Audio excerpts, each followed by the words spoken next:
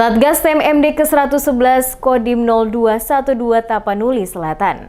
Anggota Satgas Koptu Dedi Irawan membantu warga memanen jagung di Desa Siohom, Kecamatan Angkola Barat, Kabupaten Tapanuli Selatan. Di sela-sela kesibukan dalam mengejar target TMMD ke-111 Kodim 0212 Tapanuli Selatan, anggota menyempatkan diri dalam membantu semua aktivitas warga, baik memasak, memanen tanaman, membuat sangkar burung, dan lain-lain. Kali ini, anggota Satgas TMMD membantu warga dalam memanen jagung. Tampak semangat dan antusias dalam memanen dan mengumpulkan jagung.